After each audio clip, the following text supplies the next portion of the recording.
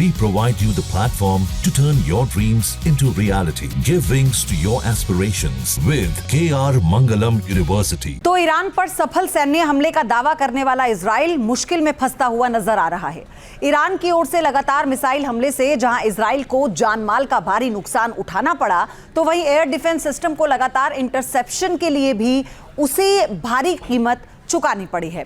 कुछ रिपोर्ट्स के मुताबिक चलिए आपको बताते हैं कि क्या कहा गया है। इजराइल एयर डिफेंस सिस्टम से इंटरसेप्टर लॉन्च करने की एक दिन की जो कीमत है वो $200 मिलियन है। इजराइल का एरो एयर डिफेंस सिस्टम अकेले ही $3 मिलियन की कीमत वाले इंटरसेप्टर फायर करता है। रिपोर्ट्स की माने तो अपने लोगों की जान बचाने के लिए इजराइल ने एक हफ्ते के भीतर ईरानी मिसाइलों को तबाह करने के लिए लगभग $1.35 बिलियन खर्च किए हैं।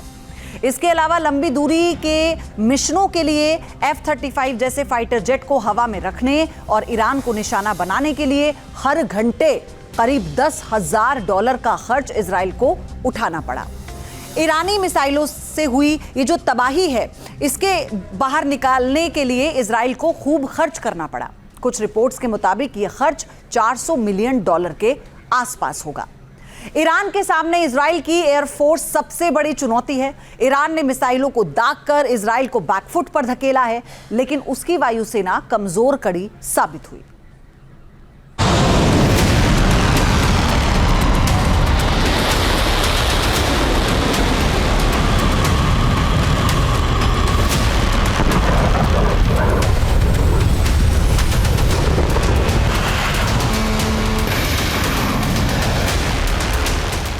ईरान और इजराइल की जंग।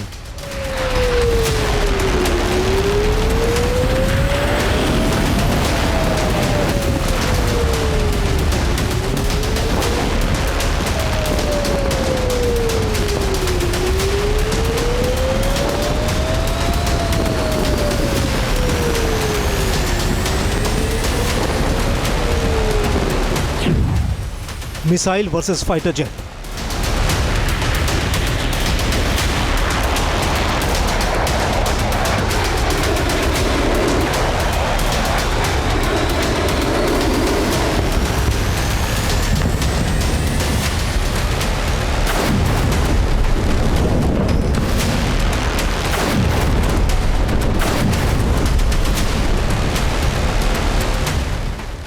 मिडिल ईस्ट के इतिहास के सबसे भीषण जंग में शुमार इस वॉरफेयर में फ़र्क इतना ही है, ईरान की बेशुमार मिसाइल ताकत और इजराइल की बेहिसाब एयर पावर।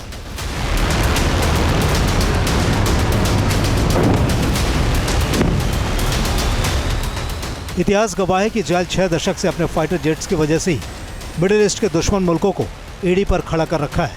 इस ताकत को समझ लीजिए।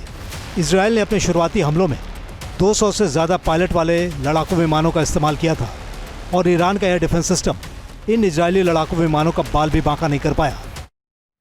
जहां भक्ति है हर शब्द में, कथाओं में छुपे हैं दिव्य रहस्य और ज्योतिष देता है जीवन को दिशा। धर्म से जुड़ी हर बातों को जानने के लिए हमारे चैनल स्तुति को सब्सक्राइब करें।